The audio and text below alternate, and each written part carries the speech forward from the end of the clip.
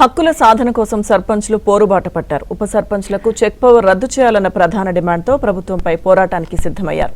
ఉమ్మడి వరంగల్ జిల్లా సర్పంచ్ల ఫోరం ఆధ్వర్యంలో పలుచోట్ల సమావేశాలు నిర్వహించారు. తమ డిమాండ్లను పరిష్కరించకపోతే ఉద్యమం ఉధృతం చేస్తామని హెచ్చరించారు. అయితే కాంగ్రెస్ మద్దతుతో గెలిచిన సర్పంచ్లే ఇప్పుడు రివర్స్ కావడం చర్చనీయాంశంగా మారింది.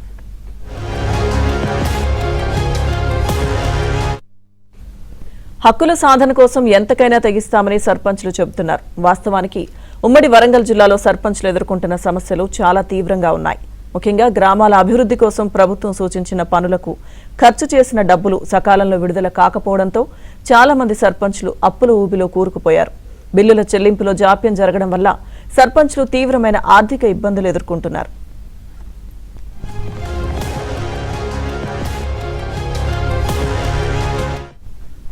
ఇటీవల మహబూబాబాద్ లో జరిగిన సర్పంచ్ల సమావేశంలో భారీ సంఖ్యలో సర్పంచ్లు పాల్గొన్నారు. గతంలో చేసిన పనులు కోట్లాది రూపాయల బిల్లులు పెండింగ్ లో ఉండడంతో అప్పుల పాలైనట్లు చెబుతున్నారు.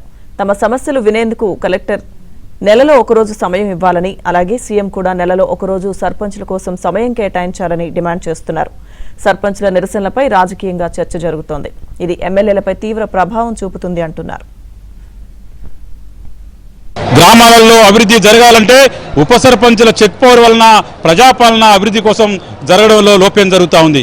కావున తక్షణమే ఉప సర్పంచుల చెక్ పవర్ రద్దు చేసి సెక్రటరీలకు అనుబంధం కల్పించాలని చెప్పేసి ప్రధాన డిమాండ్గా తెలియజేస్తా ఉన్నాం.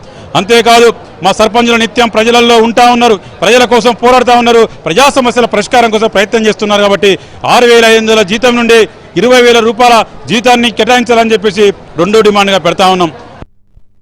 సర్పంచ్ అందరూ కూడా గ్రామంలో యువత ఎన్నుకోవడం జరిగింది. ఆ యువత కూడా జెన్జీ కాక్రోచ్ జనతా పార్టీ ఏదైతే నిర్ణయాలు తీసుకొని రాష్ట్ర ప్రభుత్వాన్ని, కేంద్ర ప్రభుత్వాన్ని, ఈరోజు కేంద్ర ప్రభుత్వంలో చాలా రోజుల తర్వాత ఒక ప్రధానమైనటువంటి పోర్ట్ఫోలియో నిర్వహిస్తున్నటువంటి విద్యాశాఖ మంత్రి రిజైన్ చేసే వరకు ఏ విధంగా పోరాటం చేసినారో ఆ పోరాటాన్ని స్ఫూర్తిగా తీసుకొని ఇక్కడ ఉన్నటువంటి రాష్ట్రంలో ఉన్నటువంటి 12,700 సర్పంచులు కూడా రాష్ట్ర ప్రభుత్వం, ఒకవేళ కేంద్ర ప్రభుత్వం కానీ రాష్ట్ర ప్రభుత్వం కానీ మేము కోరుతున్నటువంటి ఏమి గుంతెమ్మ కోరికలు కోరుతాం, మాకు రావాల్సిన గతంలో ఉన్నటువంటి నిధులు, విధులు, అధికారాలు ఇవ్వమన్నా, ఒకవేళ అధికారాలు, నిధులు ఇవ్వకపోతే రాష్ట్ర ప్రభుత్వం పైన, కేంద్ర ప్రభుత్వం పైన ఈ నిన్న మొన్న ఏదైతే ఢిల్లీలో చేసిందో వాళ్ళ